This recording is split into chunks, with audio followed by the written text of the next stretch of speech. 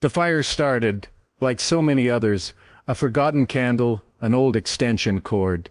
No one would ever really know. What mattered more than the cause was how fast it spread. By the time Engine 17 arrived at the scene in suburban Illinois, flames were already curling up the side of the two-story home like greedy fingers.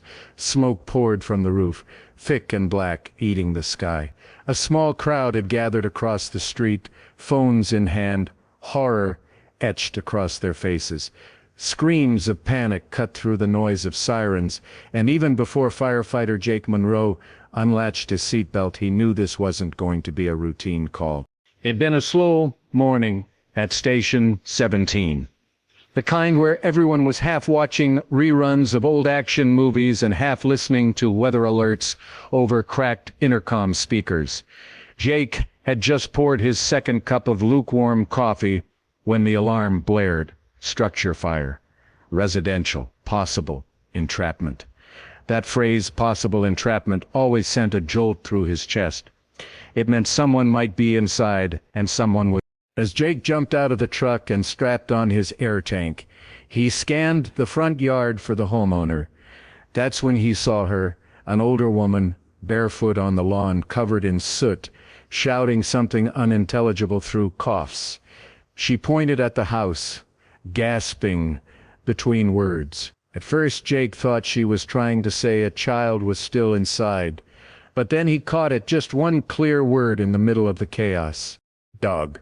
He didn't hesitate. Training kicked in, helmet secured, mask on. He and his partner Ben took the front entrance as flames licked the window frames on the second floor. The heat was immediate and punishing, like walking into an open oven. Visibility was zero, just gray smoke and a roar that seemed to come from everywhere. But Jake had done this before. Many times he moved with focus, sweeping the hallway, calling out as he moved. Fire department. Anyone inside. Nothing. No voices. No movement. Just the crackle of wood surrendering to flame. They made it to the kitchen. It was nearly unrecognizable. Charred counters, cabinets melting from the heat, shards of glass glittering on the floor. That's when Jake heard it, a sound he would later describe as both tragic and hopeful. A whimper. It was faint, coming from the back of the house, past the collapsed shelving and tangled wiring. Jake called to Ben. "I've got something." He moved fast, heart pounding, ducking under a hanging light fixture that looked ready to fall. And there, curled beneath a scorched table, was a dog, medium-sized. Golden fur matted with ash and soot, eyes wide, legs trembling. A red collar still clung to its neck, a metal tag reflecting the flickering orange glow of the fire. The dog didn't bark, didn't growl. It just looked up at Jake, as if recognizing that help had arrived. "Got a live one," Jake shouted. He reached out slowly, careful not to startle the poor thing, but the dog didn't resist. As soon as Jake's gloved hands slid under its body, the dog collapsed against him, shaking but silent. It was heavier than it looked, probably 40, maybe 45 pounds. But Jake hoisted it up, turned, and retraced his steps. Smoke filled his lungs even through the mask. Heat pressed in around him like walls. Somewhere behind him, a wooden beam cracked and gave way. But he didn't stop. He couldn't. The dog was limp in his arms, body twitching slightly from fear or pain. He couldn't tell which. When he finally burst through the front door, daylight slammed into him like a wave. Fresh air, sirens, shouts from neighbors. He stumbled forward, knees giving way, just as Ben caught up and helped him ease the dog onto the grass. Medics rushed in, oxygen masks ready, but Jake didn't walk away. He dropped to his knees next to the dog and took off his helmet. His face was streaked with sweat, his eyes rimmed with smoke, and then the moment no one could have predicted happened. The dog, coughing, shaking, covered in soot, lifted its head and licked Jake's face. Once, then again, and again. Tears welled in the old woman's eyes as she rushed over and dropped beside her dog, wrapping her arms around them both. But even in that tangle of limbs, ash, and sirens, the dog kept licking Jake's cheek, as if to say, "I know what you did, thank you." The crowd erupted in applause. Someone caught the moment on their phone. The video would go viral by nightfall, shared across platforms with captions like "Real hero gets kissed by dog he saved" and "Firefighter rescues pup gets instant gratitude." But in that moment, Jake didn't care about cameras. He just sat there, one arm draped over the dog, one hand gripping his helmet, breathing heavily and silently thanking whoever was listening that he made it out, and that the dog did too. And that leads us to a bigger question, one that goes beyond just this house, this dog, or this one fire. What is it about moments like these that hit us so hard? Why do we cry when a dog licks a firefighter's face, or cheer when a rescuer emerges from smoke with a life in his arms? It's not just the action. It's not just the danger. It's the reminder that even in our darkest, hottest, most chaotic moments, goodness still shows up. Bravery still shows up. And sometimes it's wearing turnout gear and holding a trembling dog against its chest. Jake didn't consider himself a hero. Ask any firefighter and you'll hear the same thing. Just doing my job. But there was something different about this rescue. Something raw. The bond between human and animal doesn't need language to be understood. And when that dog pressed its head against his neck, tail twitching weakly, it reminded everyone watching what real gratitude looks like. Pure, unfiltered, instinctive, and yet, this was just the beginning. Because what happened after that moment, what the world didn't see on the viral clips or read in the 2-paragraph news blurbs, was a story worth telling. A story that goes beyond the smoke and sirens, a story of healing, connection, and unexpected friendship in the days that followed. The fire was just the start. The fire was extinguished by mid-morning, but the aftermath lingered long after the last ember was stomped out. The home stood in ruin, its skeleton blackened, windows shattered, and the roof partially caved in like a house that had lost the will to stand. The smell of burnt wood and melted plastic hung heavy in the air, clinging to clothes, hair, and skin. Firefighters moved like ghosts around the smoldering wreckage, hosing down stubborn hot spots, checking for structural hazards, logging details for the report. Jake Monroe, meanwhile, sat on the back of the engine, his gear unbuckled and strewn at his feet, staring at the golden dog now curled up in a warm blanket beside him. The heat from the fire still clung to his body like a second skin, and though he had been through dozens of fires before, something about this one had pierced deeper than usual. Maybe it was the eyes of the dog, maybe it was the gratitude that didn't need to be translated into words. Maybe it was just exhaustion. The dog's name, he'd learned, was Max, 7 years old. A golden retriever border collie mix, with a history of gentleness and anxiety around strangers, at least according to his owner, Mrs. Linda Graham, who was now seated nearby, sipping from a bottle of water handed to her by EMTs. Her hands trembled as she reached forward to stroke Max's back. Every few seconds she looked over at Jake, with eyes full of silent gratitude, the kind that doesn't require a thank you card or speech. He simply nodded in return, unsure of what to say. He had pulled dozens of people out of fires in his 12-year career.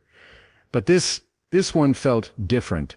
There was something deeply human about the moment Max had lifted his head through the smoke and kissed his cheek. Something that no commendation or medal could replicate. It reminded him of what the job was really about, not just extinguishing flames, but preserving something fragile and irreplaceable in the middle of disaster. Reporters began to trickle in before noon, drawn by the radio chatter and social media buzz. Word had spread quickly. Firefighter saves dog from blaze. Gets emotional thank you. One freelance journalist had already uploaded grainy cell phone footage of the rescue online, and within hours it had over 200,000 views. Jake didn't notice. He wasn't looking for attention. In fact, he tried to avoid it when a local news anchor approached with a microphone and asked for an interview.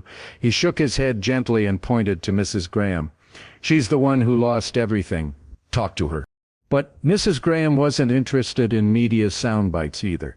She was still trying to process the fact that her home, where she had raised her children, baked every holiday pie, and planted her favorite tulips every spring, was now a blackened frame open to the sky. Her husband had passed away 5 years ago.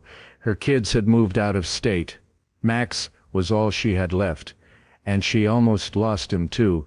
The thought made her throat tighten. She looked down at the dog resting in her lap and whispered, "You're okay? You're okay? He got you out." She didn't know if she was saying it to comfort the dog or to convince herself that this moment, this miracle, was real. Jake stayed on scene long after most of the other firefighters had returned to the station. Something inside him didn't want to leave just yet. Maybe it was Max. Maybe it was the look on Linda Graham's face when she held her dog, as if cradling the only part of her life not consumed by fire. Eventually, as the street emptied and the last fire marshal truck pulled away, Jake found himself walking over to her with a hesitant kind of gentleness. There wasn't a plan in his steps, just the weight of empathy. "We'll file a report with the city," he said. "They'll assess the damage. Sometimes they can help with emergency housing." Linda nodded, eyes distant. "I guess I'll be staying with my sister for a while. She's about 20 minutes away." Jake looked down at Max, who was now standing, tail wagging softly. "He's going to be sore for a couple of days," he said. "Smoke inhalation, probably a little dehydration. But he's strong." "You saved him," she said, voice low and firm. "I don't care about the house, not compared to him." He didn't know what to say, so he just reached down and gave Max a scratch behind the ears. The dog responded by pressing his snout against Jake's leg, a quiet, instinctive gesture of trust. Jake thought of his own dog, long gone now, and felt a sudden tightness in his chest. Funny how animals could make you feel seen in a way few people ever could. By the next morning, Jake's phone was buzzing with texts and missed calls. Friends, fellow firefighters, even strangers had shared the video, which had now passed 1 million views. Headlines read, "This dog's thank you will melt your heart," and "Hero Firefighter meets instant gratitude." There were requests for interviews, product offers, and brand partnerships. A coffee mug company had even mocked up a prototype with a cartoon dog, and the phrase "Jake and Max, heroes in fur and fire." Jake ignored them all. He wasn't angry. He just wasn't interested in becoming content for someone else's engagement feed. That night he couldn't sleep. He lay awake in his apartment staring at the ceiling fan and thinking about that look Max had given him, the quiet, wordless exchange in the middle of a blaze. It hadn't been just fear in the dog's eyes. It had been belief, as if Max had known, really known, that someone was coming. And when Jake arrived, he hadn't panicked or fought. He had just trusted. That kind of faith, innocent, pure, undemanding, hit harder than anything he had expected, and it made Jake wonder what he had been running from in his own life that made this moment strike so deep. The following day, unsure of his reasons, Jake drove across town to the veterinary clinic where Max had been taken. The receptionist recognized him immediately. "Room 3, she said with a smile.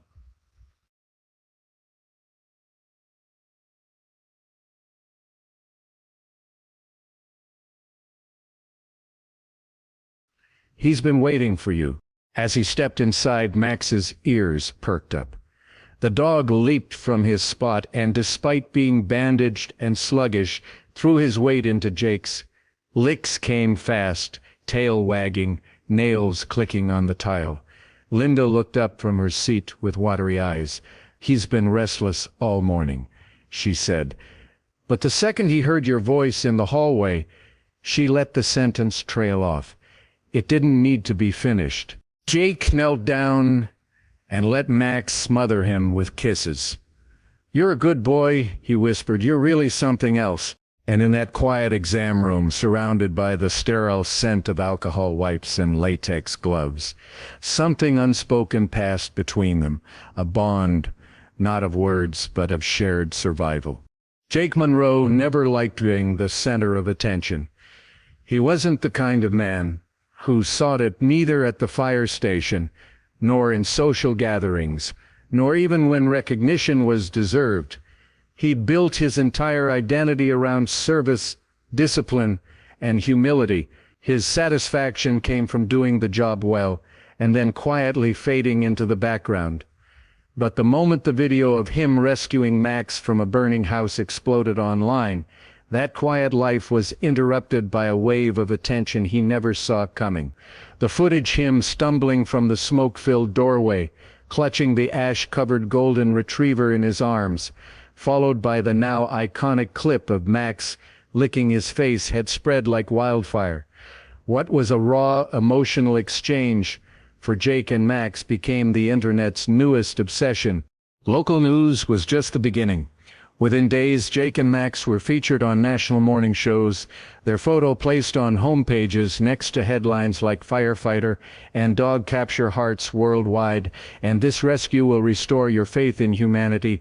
Messages flooded the firehouse, people brought gifts, someone even dropped off a painted portrait of Jake and Max framed in gold, with the words "Bravery meets loyalty" scrawled across the bottom in cursive. Strangers stopped Jake in grocery store aisles, asked for selfies, offered to buy him coffee. He wasn't used to it, he wasn't sure he liked it. In fact, he was certain he didn't. Back at Station 17, the crew gave him a hard time, but it was mostly good-natured. "We want us to start calling you Captain Kisses," one firefighter joked. Another added, "Max doing a ride-along today." Jake played along, but part of him wished the buzz would die down, not because he was ungrateful, but because it felt disconnected from the truth. He hadn't done anything, he had followed protocol. He had responded to a cry for help. That it came from a dog rather than a person didn't change the fact that he had simply done his job. But to the outside world, it was something more. It was emotional. It was symbolic in a society so inundated with negativity, betrayal, and fear. The image of a firefighter saving a helpless dog, and the dog returning that act with love, was a kind of emotional medicine people didn't even know they needed. It wasn't just about the rescue, it was about loyalty, trust, the primal bond between man and animal, forged in the middle of danger. Jake didn't see it that way, at least not yet, but the millions watching did. Max, for his part, was doing better than anyone expected. After a few days of rest, vet visits, and a lot of water and gentle care, the golden retriever's spark had returned. He was walking normally, eating eagerly, and back to wagging his tail with that unique rhythm only golden retrievers seemed to possess. But there was a notable change, an emotional one. He became visibly attached to Jake. Every time Jake visited Linda's sister's house, Max would light up like a Christmas tree, tail slapping the walls, body shaking with joy. He followed Jake's every step, sat at his feet, waited at the door when he left. It wasn't just excitement, it was devotion. Linda Graham was the first to point it out. "I've had him since he was a pup," she said one afternoon. "He's always been sweet, but he's never been like this with anyone. Not even my husband. He doesn't just like you, Jake. He needs you." Jake had heard statements like that before, usually from people trying to rehome animals or express gratitude, but this felt different. Max wasn't acting like a typical grateful to-do. His behavior was more specific, more intentional. It was as if something inside him had clicked during the rescue, something permanent, a transfer of trust. Jake wasn't just a familiar face anymore. He had become a fixture in Max's sense of safety, a beacon that reminded the dog the worst was over, and that someone would show up again if danger returned. The thought left Jake conflicted. He loved the dog. Of course he did. How could he not? But he had doubts. His life wasn't stable. His job was dangerous, his hours long, and his apartment small. He barely had time to buy groceries, let alone give a dog the kind of attention it deserved. Max needed care, routine, calm, and Jake wasn't sure he could offer that. But when he looked into the dog's eyes, saw the way Max leaned his body into him with every breath, those doubts became harder to defend. There was something unspoken between them, something real.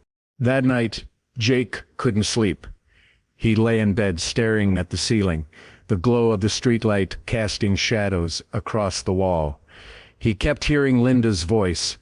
"He needs you," and, deeper down, a quieter thought rose. Maybe you need him too. It had been years since Jake had let anyone truly in. No pets, no long-term relationships, no vulnerability. He had built a life of control and order, and while that made sense on paper, it left a hollow he didn't always admit was there. Max, in his silent way, was offering something different, not chaos but connection. The next morning he drove across town without thinking twice. Linda greeted him in slippers, coffee in hand, surprised but not startled. "You're here early." "Yeah," Jake said, scratching the back of his neck. "Thought Max might want to go for a walk." "He's been waiting by the door since sunrise," she said with a grin. The walk was simple, quiet, therapeutic in a way Jake hadn't expected. They strolled through the park trails, passing joggers and other dogs, birds chirping above in the spring canopy. Jake didn't say much, but Max didn't need him to. The dog trotted beside him, occasionally, glancing up with a contented look in his eyes that said everything. Words couldn't. There was no leash, no commands, just trust, unspoken and mutual. And it felt like the most natural thing in the world.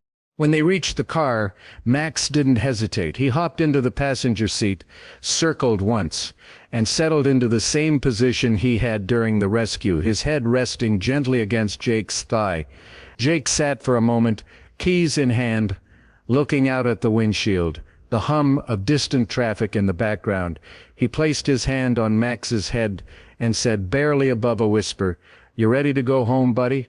That was the moment. Not dramatic, not viral, not captured on camera, but it was real, and for Jake it meant more than all the headlines combined.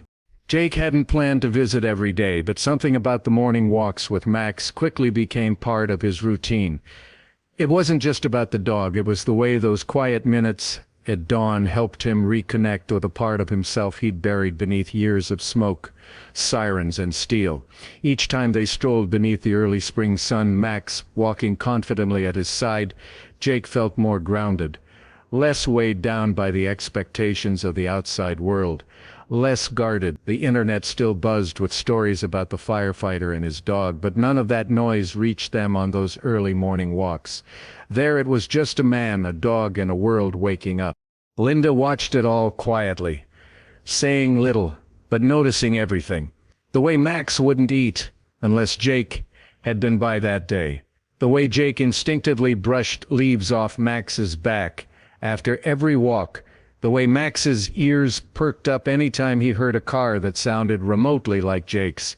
It wasn't just a bond, it was a relationship now. Something unshakable. And as much as she loved Max, as much as he had been a constant companion for years, she couldn't ignore the truth that stared her in the face. Every time Jake arrived, Max had chosen someone new. One afternoon, over tea on the front porch, she brought it up. Jake had just finished his second walk of the week with Max and was scratching behind the dog's ears as Max sat like a stone statue beside him. "You ever think about keeping him?" Linda asked, not looking at Jake, but instead watching the steam rise from her mug. Jake blinked. "What? I mean permanently.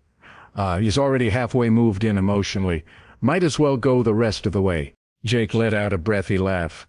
"I don't know. I don't exactly have a fenced yard or predictable schedule." "He doesn't seem to mind," she said, finally turning to look him in the eye. Jake looked down at Max. The dog looked up at him with an expression that could only be described as calm devotion. Jake scratched the side of his neck. You'd be okay with that? Linda nodded slowly. If it were anyone else, maybe not, but Max made his choice the day you carried him out of that house, and I'm not going to stand in the way of that. There was a long silence, the kind that felt full, not awkward, full of understanding, of unspoken gratitude, of trust. Jake wasn't sure what to say.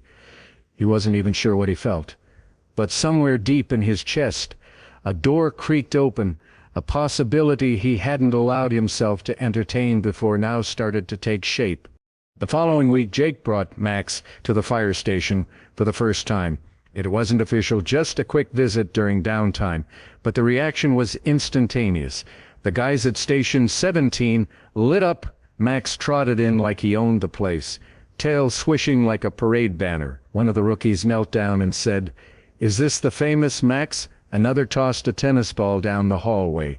Max returned it with precision. Even the captain cracked a smile. "You bringing him back tomorrow?" the captain asked as Jake buckled Max into the passenger seat at the end of the day. Jake shrugged. "Maybe." The next day, Max came back. And then again, and again. Before long, he had his own bed tucked in the corner near the lockers, a water bowl labeled Max's station, and a rotation of chew toys gifted by the crew. He wasn't just a mascot, he was family. And Jake, he was different now too, more relaxed, more present. The weight he always carried, the mental toll of a job that dealt in tragedy, felt a little lighter with Max around. There was something healing about returning to the truck after a tough call and seeing Max waiting there, tail thumping, eyes steady, ready to listen without saying a word. But not everyone was thrilled. One day while Jake was checking engine hoses out front, a sharply dressed woman in her 40s approached with a clipboard and a laminated badge. "Animal Control." "Are you Jake Monroe?" she asked, glancing up from her form. "I am. I've been asked to investigate a case of unauthorized pet placement related to a displaced rescue animal." Jake raised an eyebrow.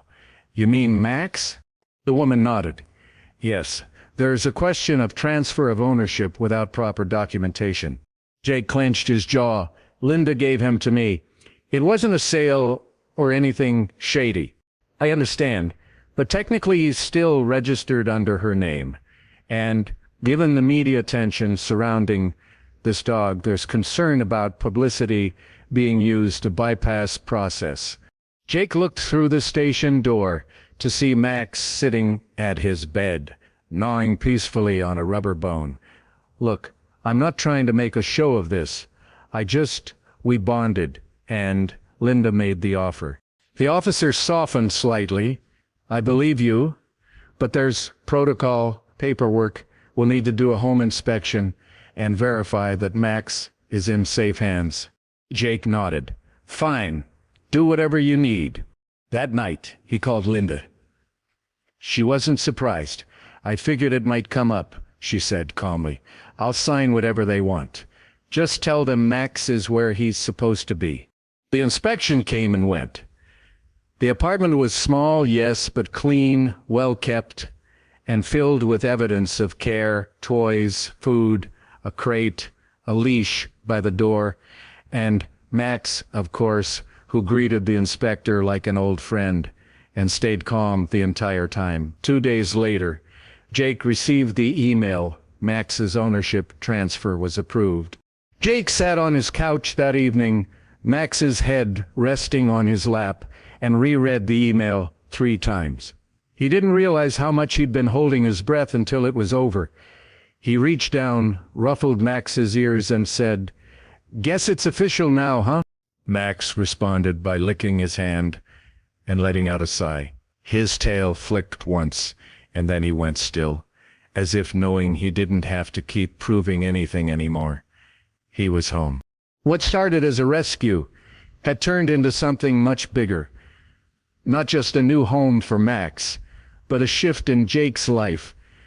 A feeling of permanence he hadn't realized he was missing. For the first time in a long while, Jake felt like he was exactly where he needed to be, and that someone else believed it too.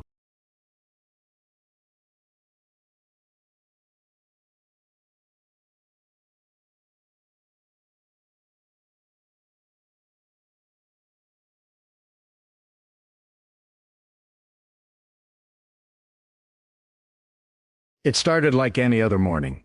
The sky hung low with thick gray clouds, and the streets glistened faintly from an overnight rain. Jake had already downed his first coffee and was working on the second while checking equipment reports in the station office. Max was in his usual spot by the lockers, tail occasionally tapping the floor like a metronome whenever a voice or movement caught his attention. Everything felt routine, calm, familiar, but in the world of first responders, peace is always temporary, just a quiet moment before the storm hits.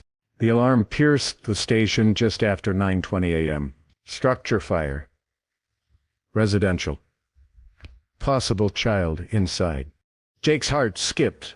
Those words, possible child inside, always changed the tone of a call. He bolted up, gear already in hand. Max followed him to the garage door, as usual, but stopped just before the trucks rolled out, watching his partner disappear into the flashing lights and the growing roar of diesel engines. Jake glanced back once. Max was sitting alert, unmoving, as if he knew this one would be different. The drive to the address was tense.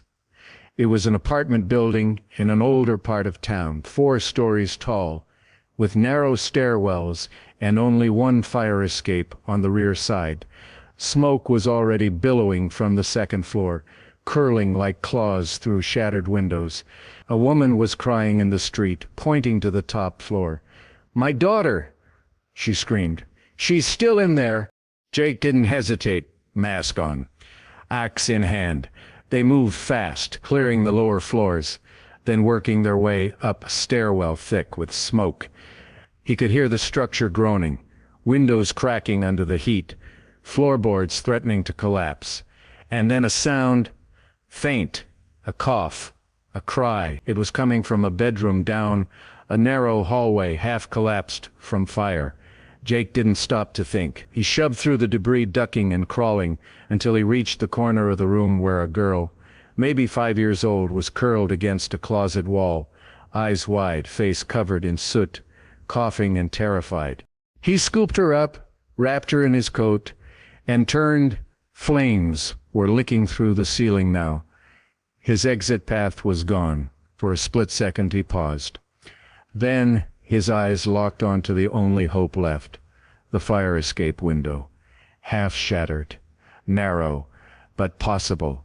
Jake kicked out the rest of the glass and climbed out with the girl in his arms. The ladder was unstable. The metal screamed under his boots, but floor by floor he descended. Every step a battle against the heat, the weight, and the smoke pressing into his lungs. At the bottom, paramedics rushed in. The girl was conscious, breathing. Her mother sobbed and wrapped her arms around her. Jake collapsed to one knee, coughing hard, trying to suck air back into his body. The fire chief clapped his shoulder. "You did good, Monroe." Jake nodded, too winded to speak. By the time they returned to the station later that day, Jake looked like he'd been through war. Soot streaked his neck, and his eyes were still red from smoke. But Max, waiting right where Jake had left him, didn't care about appearances. He bounded over and pressed into his side, tail whipping back and forth. Jake dropped to the floor without a word, buried his face into Max's fur, and let the tension melt from his shoulders. It was in that moment that Jake realized something had changed, not just in him, but in how others saw Max. The team had always liked the dog, but now they saw him as more than a station pet. They saw him as Jake's grounding force, his balance, the one thing that didn't waver when everything else was chaos. Even the chief, not known for emotional displays, leaned over and said, "You two been through fire together. That matters." Later that night, Jake and Max returned to the apartment. It was quiet, still, the kind of stillness that only comes after high adrenaline. Jake reheated leftovers, dropped a scoop into Max's bowl, then sat on the floor next to him. Max licked his hand and rested his head on Jake's leg. And then the question hit What would have happened if I hadn't come back? It wasn't about the girl. She was safe. He'd seen the look in her mother's eyes, pure, uninhibited relief. But Jake was thinking of Max. If he hadn't made it out, who would have told Max he wasn't coming home? Who would have cared enough to understand that the dog would wait at the station door, not knowing why the boots never returned? The thought chilled him more than any fire ever had. People always talk about loyalty, about dogs being man's best friend. But no one really explains what that means until you're sitting in the dark next to a creature who trusts you so deeply that he'd follow you into flames if you asked. Max didn't wear a badge. He didn't carry a hose. But every day he stood at the edge of danger with Jake, waiting, trusting, hoping. And that meant something deep, something permanent. Jake finally spoke aloud, more to himself than anyone else. I think I need to make some changes. Max lifted his head at the sound of his voice. I've been running for a long time, Jake continued. From permanence, from people, from letting myself want more than the job. Max nudged his hand. And maybe it's time to stop doing that. The next morning, Jake submitted a request for reduced overtime. He spoke to his captain about mentoring new recruits instead of rotating through night calls. It wasn't retirement, it was a shift, a choice to build something beyond survival. He started making plans to renovate the apartment. Nothing major, just small things to make it more like a home. A real one, for both of them. Max got a new bed, a corner rug, a shelf where Jake placed the framed photo of their first day at the station together. It wasn't a museum, it was a life in motion. That weekend, he took Max on a trip. Not far, just to a small cabin outside the city. No sirens, no schedules, just lakeside air and muddy paws and silence that didn't feel like emptiness, but peace. And in that silence, Jake asked himself the question he hadn't dared voice before. If saving Max was just the beginning, what were they supposed to do with the life they'd built afterward? There was no immediate answer, but for the first time Jake didn't feel afraid of the question. The week after the cabin trip felt like a different rhythm altogether. Jake was more relaxed. He woke up without that ever-present knot in his chest. Max, too, seemed calmer, as if he could sense the shift in energy. They had developed a routine, now not just of walks and meals, but of being present, being settled, being home. Jake had even started bringing Max along on more errands around town, grocery store runs, vet visits. Even a local elementary school had invited them to speak during Fire Safety Week. Max had become not just Jake's companion, but an unexpected ambassador of healing. And then, just as the quiet began to feel permanent, the call came. Jake was in the garage tightening hose connections when his phone buzzed. Unknown number. He nearly ignored it, but then tapped to answer, wiping his hands on his pants. Jake Monroe? Speaking.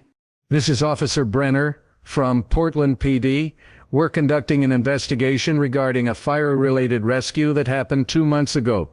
Are you available to speak with a detective this afternoon? Jake's stomach tightened. Is this about the girl I pulled from that apartment? Not directly. It's more complicated than that. More complicated, that phrase alone was enough to shatter whatever peace he'd built. He said yes, set a time, and hung up. Max had wandered over during the conversation, his ears slightly raised. Jake rested his hand on the dog's head and muttered, "Well, buddy, looks like life wants to stir the pot again." That afternoon, Jake sat across from Detective Wallace, a tall, angular man with a measured voice and folders arranged like puzzle pieces across his desk. The office smelled like coffee and paper. There was a window behind the detective, but the blinds were half-drawn, casting narrow shadows across the floor. "We're revisiting a pattern of incidents involving a building management company," Wallace began. "The fire you responded to, the one where you rescued the child, It wasn't the first suspicious incident in a property owned by the same firm. Jake's eyes narrowed. You think it was ours? We're not saying that yet, Wallace replied. But something doesn't sit right. Faulty alarms. Delayed sprinkler activation. Tenants reporting gas smells days in advance. We're looking into whether negligence or worse, deliberate action may have played a role. Jake leaned back, running a hand through his hair. And what do you need from me? Your report was solid, but we'd like a detailed verbal walkthrough. Anything unusual. Anything that didn't feel right at the time. Jake nodded. Yeah, I'll help. The conversation lasted nearly an hour. Jake walked through every detail. What he saw, smelled, heard. The creaking floor. The window that shattered before the fire even reached it. The odd placement of debris in the stairwell. As he spoke, Max sat quietly beside him, as still as a statue, eyes locked on Jake like he was reading the words before they left his mouth. When the meeting ended, Wallace stood and extended his hand. You probably saved more than one life that day, you know. Jake shook his head. I did what I could. We all did. Back in the truck, Jake didn't start the engine right away. He just sat there with Max in the passenger seat, absorbing the weight of what he'd just heard. If the fire hadn't been accidental, then it meant the danger had been human, intentional. Someone out there had played roulette with innocent lives, including a child's, and if he hadn't gotten there in time... Max nudged his hand, sensing the tension. Jake looked over and gave a small nod. You're right, he said. We're not done yet. The next few days were a whirlwind. Media caught wind of the investigation. The story that had once painted Jake and Max as local heroes returned to the spotlight, now with sharper angles. News outlets ran headlines like Firefighters Rescue May Uncover Bigger Scandal, and Hero Dog and Partner at Center of Arson Probe. Jake hated the attention, but he knew he couldn't avoid it, especially not when the detective called back and asked if he'd be willing to testify should the case go to court. Will I need to? Jake asked. We don't know yet, but you're our most credible on-scene witness. You saw things we can't recreate with photographs or fire reports. Jake agreed. He didn't like courtrooms, didn't like cameras, but he liked the idea of justice. And he liked the idea that maybe, just maybe, speaking up could prevent someone else from waking up to smoke and flames and not making it out. During all of this, Max remained a constant. While the world swirled and headlines shifted, he continued to be what he had always been, calm, watchful, faithful. When Jake came home late, Max was there at the door. When the stress of interviews and paperwork mounted, Max sat beside him on the floor, warm and steady. Jake didn't say it out loud, but he knew Max was more than just comfort. He was clarity.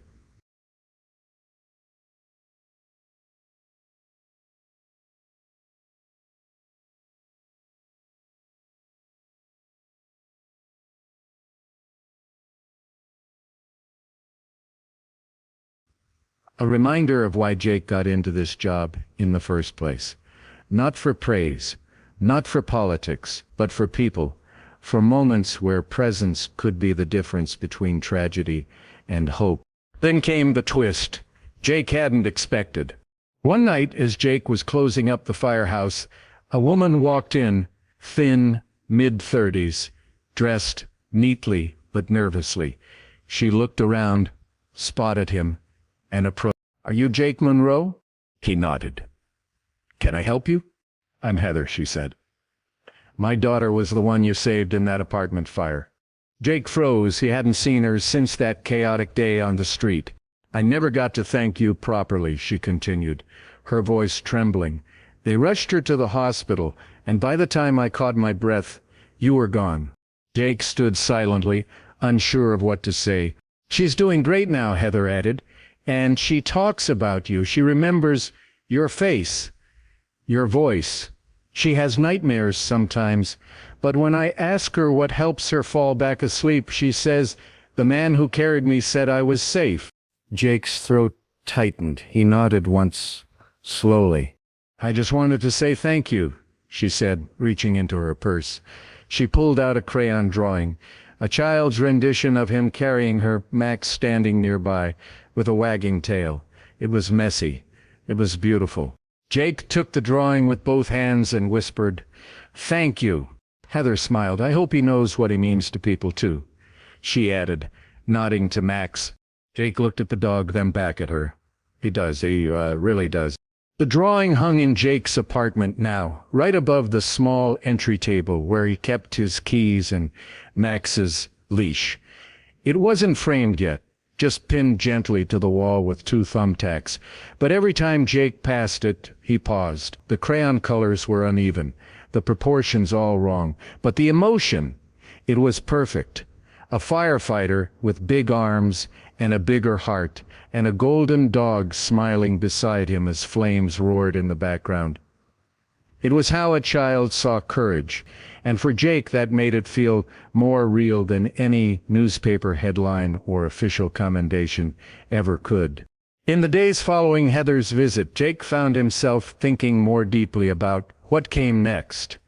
He had never really planned for next.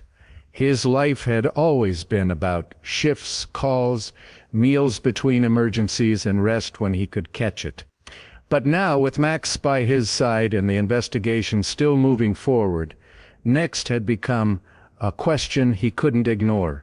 What would they build? What kind of future did they want to protect? And how much of that could be shared with others? Was there something beyond the daily calls and rescues that he could commit to? The city had its own answer waiting. Jake got the call while restocking the med kit on Engine 4. It was from the mayor's office. They wanted to speak with him about something ceremonial. At first, Jake thought it was a mistake, or a prank. He didn't like ceremonies, didn't care for ribbons or microphones or cameras. But the message was clear. They were planning an award event, and Jake and Max were going to be the centerpiece. The following week, he was summoned to City Hall.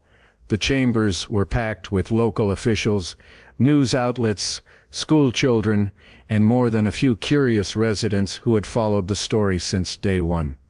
Jake arrived early, trying to stay low profile, but it was useless.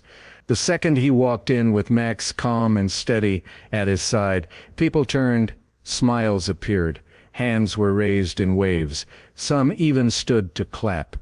Jake gave a shy nod and kept walking, his stomach tightening at the attention, but Max remained composed, grounded as ever. The mayor introduced the event with grace, talking about community, resilience, and the importance of recognizing quiet heroes. But when she began to recount the day of the fire, the bravery, the rescue, the silent bond between man and dog, Jake's throat tightened.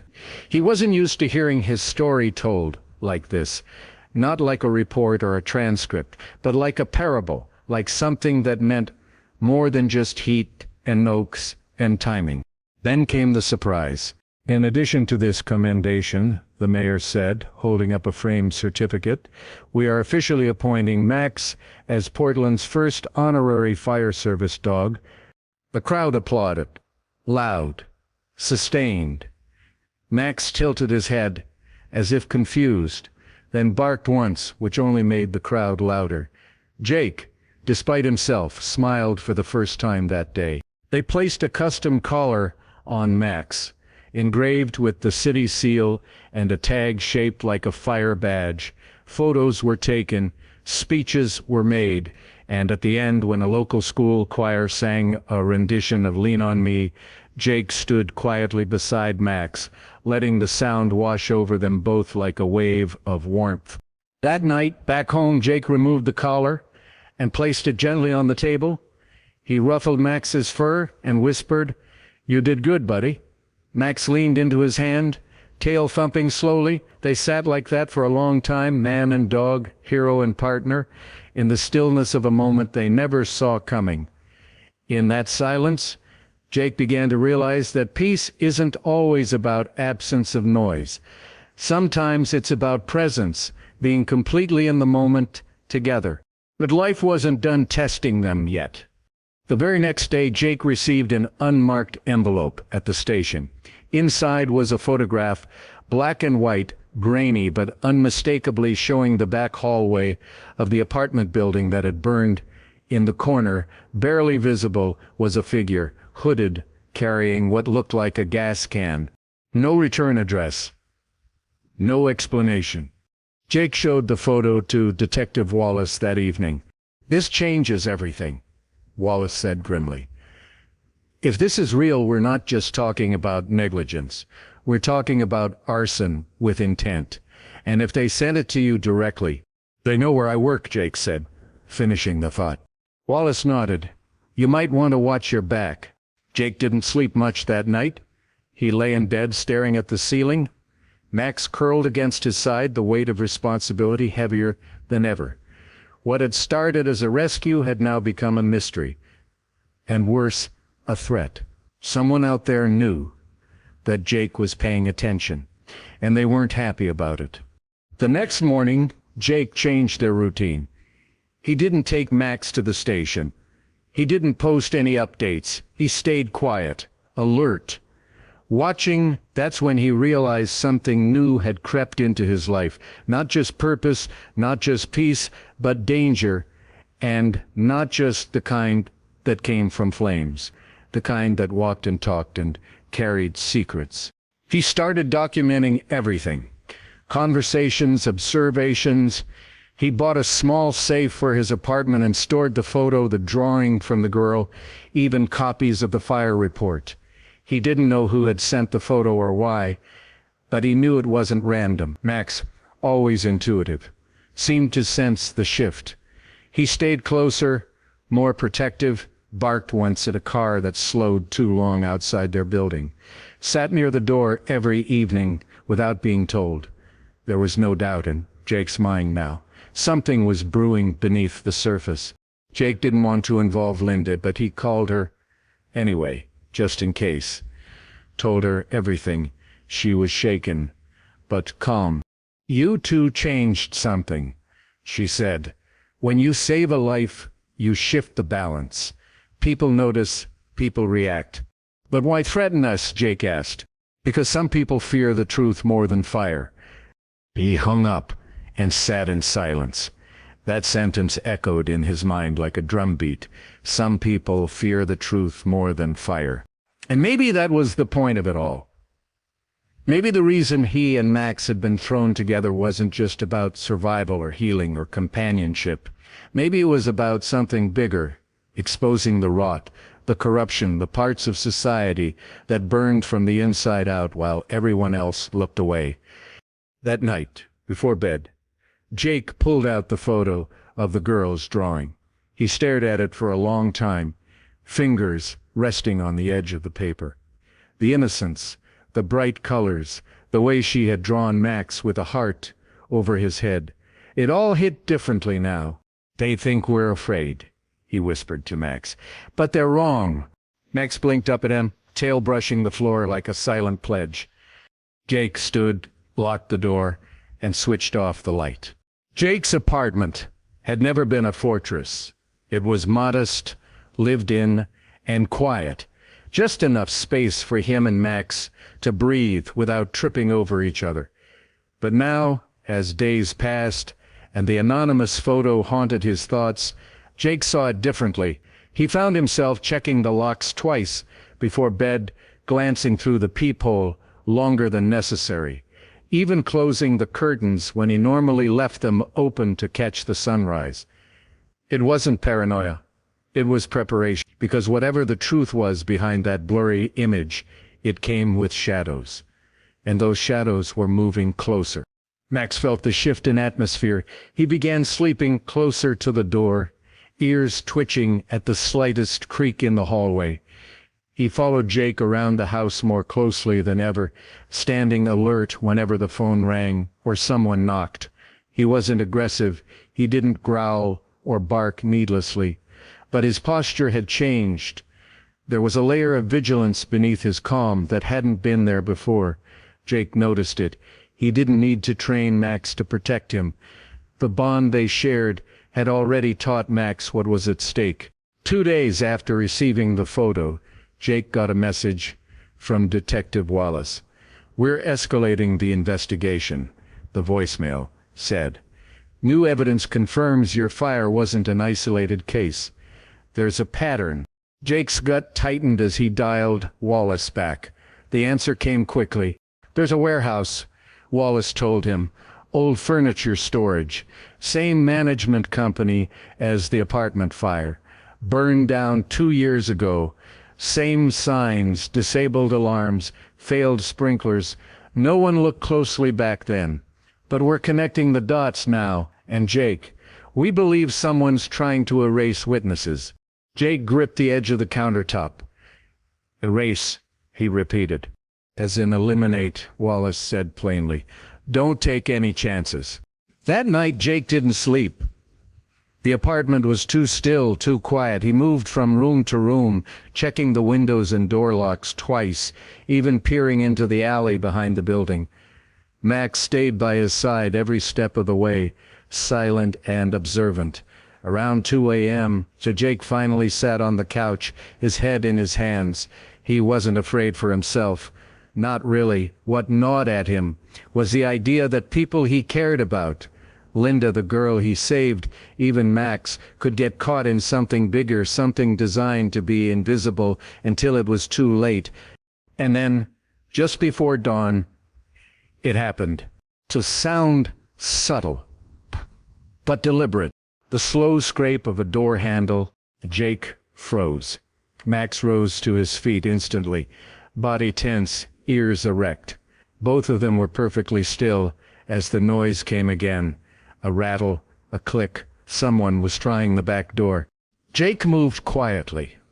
Grabbing the baseball bat he kept beside the fridge, Max stood next to him, not growling, not barking, just waiting, coiled like a spring.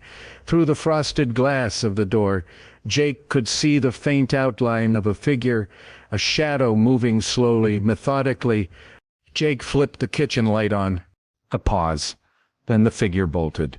The sound of retreating footsteps echoed down the back stairs. Jake swung the door open and ran out, Max at his heels. But by the time they reached the alley, the figure was gone. The only things left behind were a few damp footprints and the rising sun casting orange light across the bricks. Back inside, Jake double-locked the doors and called Wallace. "They were here," Jake said.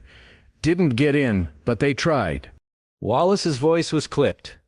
"We're sending a car. Stay inside. Don't go anywhere alone for a few days. You're too close to something." For the next week, a patrol car passed by Jake's apartment every few hours. Wallace checked in regularly. Jake appreciated the gesture, but he knew it couldn't last forever. And deep down, he realized something more dangerous had crept into his life. Not just fear, but responsibility. A kind of responsibility that went beyond his badge or his training. It was the responsibility to stand firm when it would be easier to walk away. He called Linda. "I think you should stay with your sister for a bit," he said. "I'm fine," she replied, but her voice wavered slightly. "Besides, Max is the one they're worried about." Jake frowned. "Max? He's not just your dog anymore. He's a witness, a symbol. And people trying to hide don't like symbols they can't control." Jake didn't say anything at first, but her words lingered in his mind like smoke. Later that evening, Jake sat down and did something he hadn't done in years. He wrote a letter, not an email, not a text, a real letter, addressed to the little girl he had carried out of the fire. Dear Emily, "You're stronger than most grown-ups I know. That day I saw a little girl who was scared but brave enough to trust a stranger. I think about that all the time. Your drawing is hanging in my home. Every time I walk past it, I remember what I'm fighting for." Thank you for reminding me. Jake and Max, he folded it carefully, slipped it into an envelope, and placed it near the door, ready to send. That night, Jake made a decision. He wasn't going to run. He wasn't going to go silent or disappear into the noise. Whoever was behind this Whatever they wanted to cover up, it was going to face resistance, because Jake had survived fire, saved lives, and found a companion who stood by him through it all. They weren't going to stop now. He grabbed Max's leash and headed out for a walk, just around the block, just enough to feel the air. The city was quiet, damp from a recent drizzle. The glow from the street lights shimmered on the wet pavement. Max walked calmly beside him, as steady as ever, his steps in sync with Jake's. As they turned the corner, Jake paused in front of Station 17. The firehouse stood like a sleeping sentinel. The bay doors were closed, the lights inside low, but Jake didn't need the noise or movement to feel the weight of the building. This was where he became who he was. And Max, sitting beside him, had become part of that identity now. Jake crouched down, scratched behind Max's ears. "You know, we're not just walking into this for ourselves, right?" he said. Max blinked, slowly. "We're doing it for every person who doesn't know what's lurking behind locked doors. For every kid sleeping in a house someone cut corners on. For everyone who thinks no one's watching." Max responded with a quiet tail wag. The two stood there, side by side, under the quiet glow of the station's exterior light, like statues carved out of something ancient and immovable. Jake took a breath and nodded to himself. "We go forward, no matter what."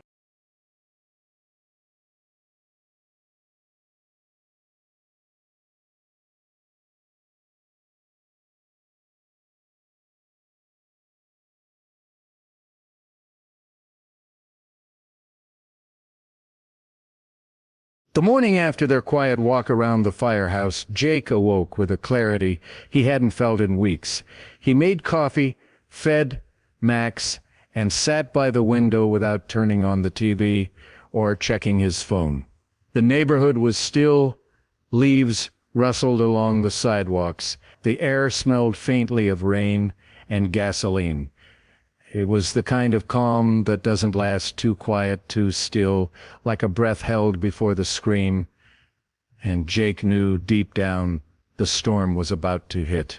It came not in the form of flames or sirens, but in a simple knock at the door.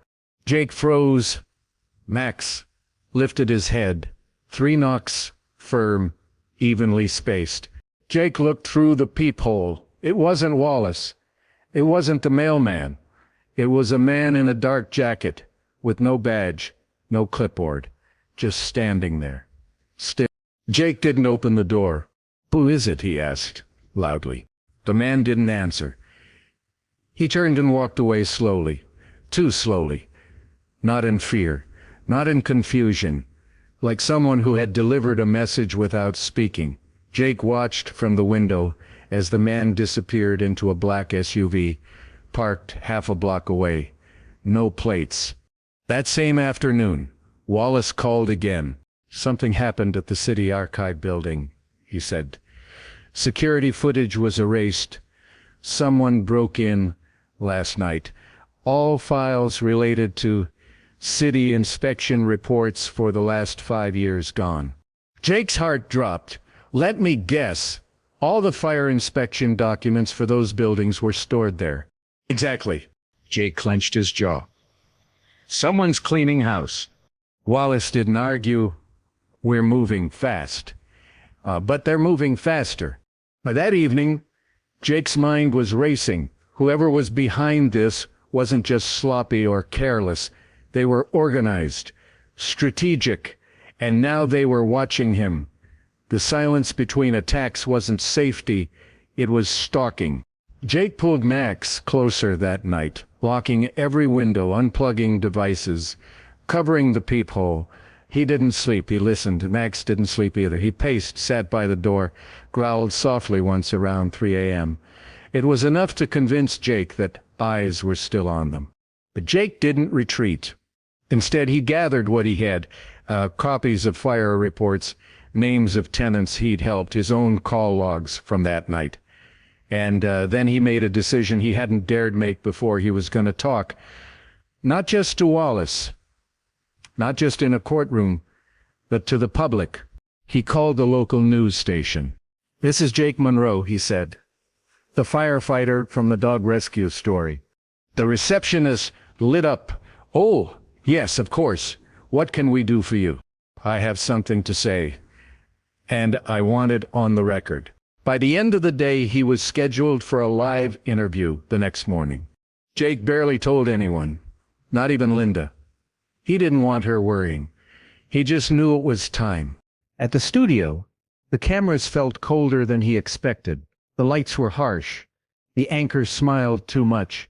But when they went live, Jake looked straight into the lens.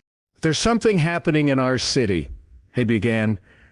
"Something bigger than one fire, bigger than one act of heroism.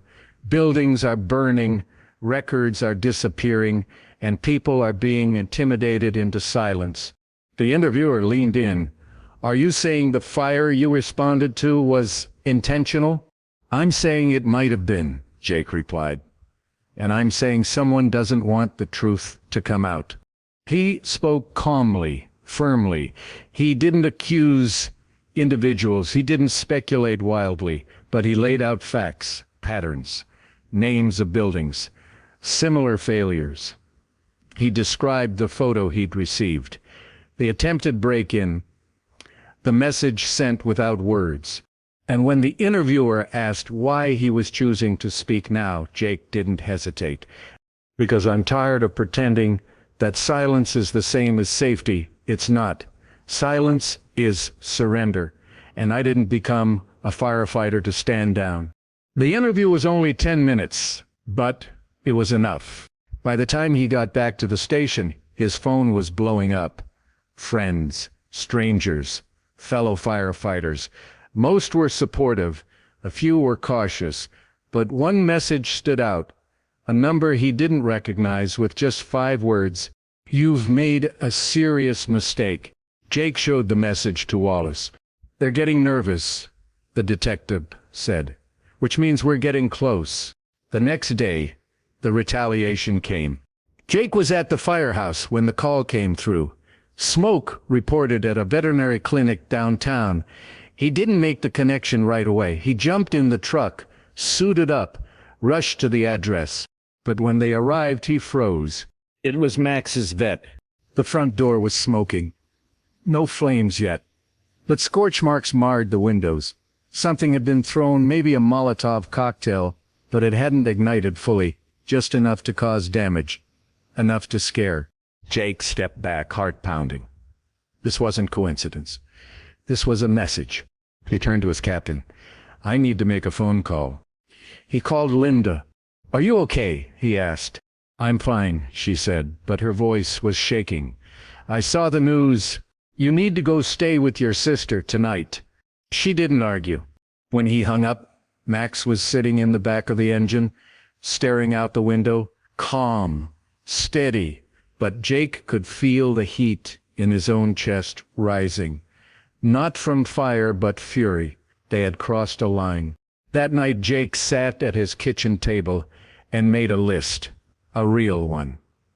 Names, companies, dates, addresses. He didn't have everything, but he had enough to raise alarms, enough to take to someone bigger than a local reporter. He called an old friend, someone from Jake's academy days, who now worked for the state fire marshal's office. "I need you to look at something," Jake said. "It's serious." They arranged to meet the next day. Jake spent that night writing everything out, every detail, every timeline. He attached the letter Emily had drawn, the surveillance photo, his notes from calls. He included the name of every firefighter who had mentioned irregularities, every tenant who had emailed him about broken alarms. He was building something, not a case, a spotlight, and once it turned on, it would be too bright for anyone to hide from. As the sun began to rise, Max laid his head in Jake's lap, looking up at him with quiet, steady trust. "We're almost there," Jake whispered. "One more step." He didn't know exactly what would happen next, but for the first time in weeks, he wasn't afraid of the unknown. He was ready to confront it. The air in Salem felt colder than Jake remembered. It was only a 2-hour drive from Portland, but the state fire marshal's headquarters sat on a ridge, surrounded by tall pines and stillness that made every sound feel amplified. Jake parked the truck outside the brick complex. Max curled quietly in the passenger seat, tail thudding once against the door, as if to say, "We've made it." Inside, Jake was escorted through a quiet maze of offices to a private conference room where his old academy friend, Marshal Aaron Wexler, was already waiting. Tall, bearded, and calm-eyed, Wexler hadn't changed much, except for the badge and the authority that now carried more weight than words.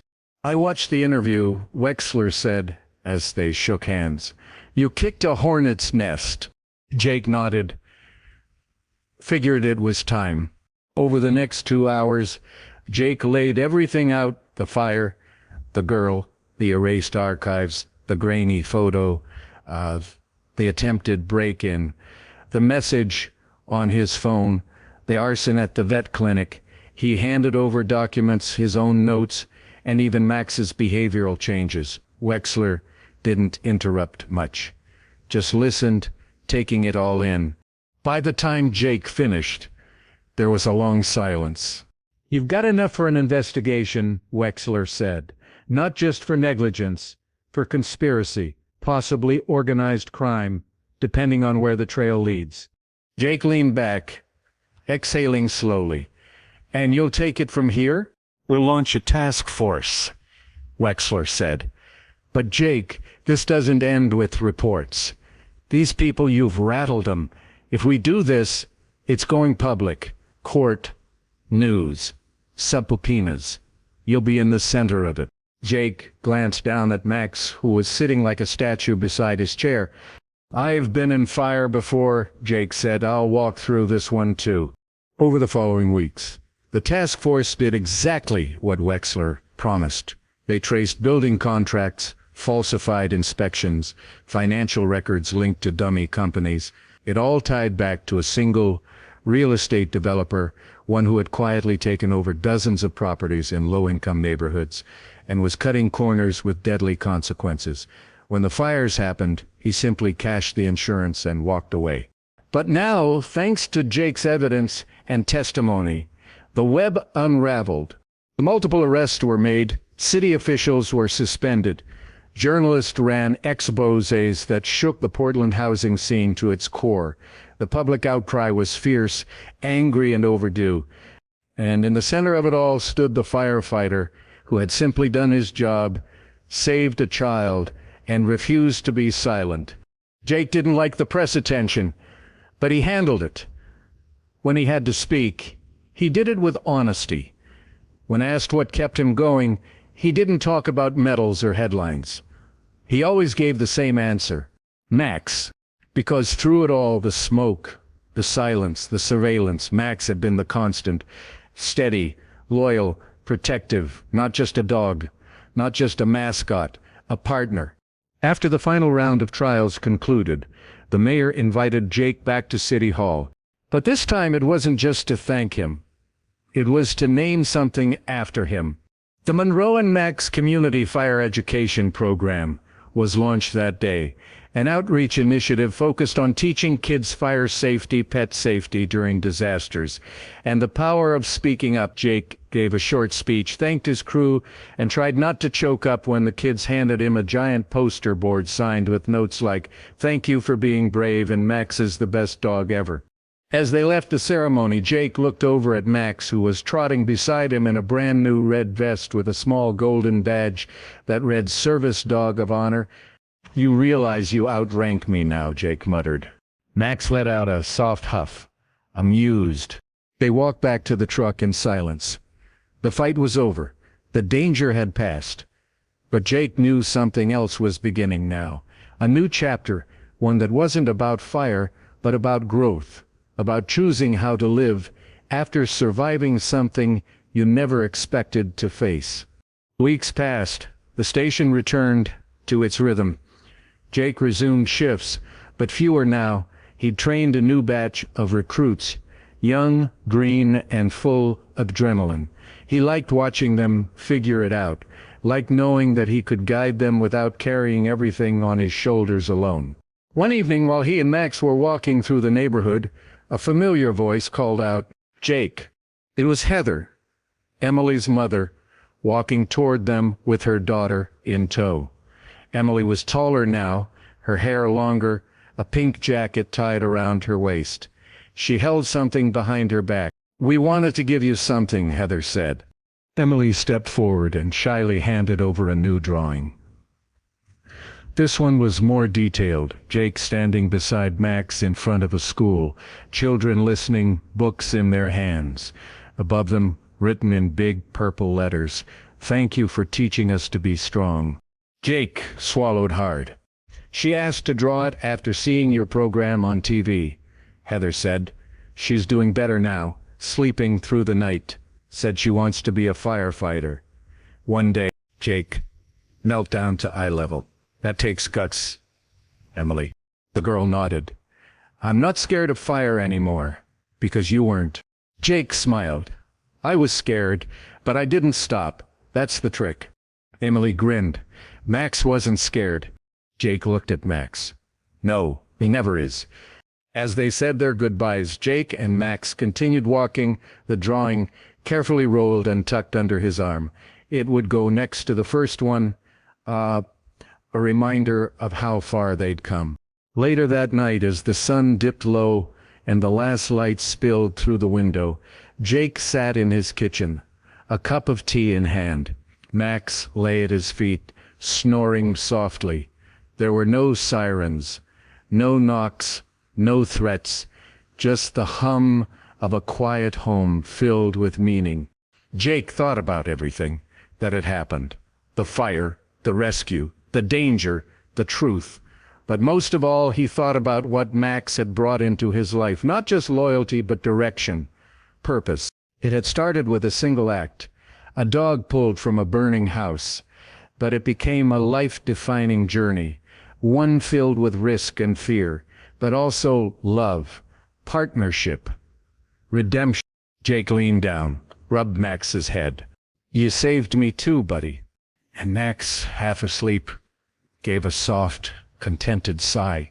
Outside, the stars emerged one by one.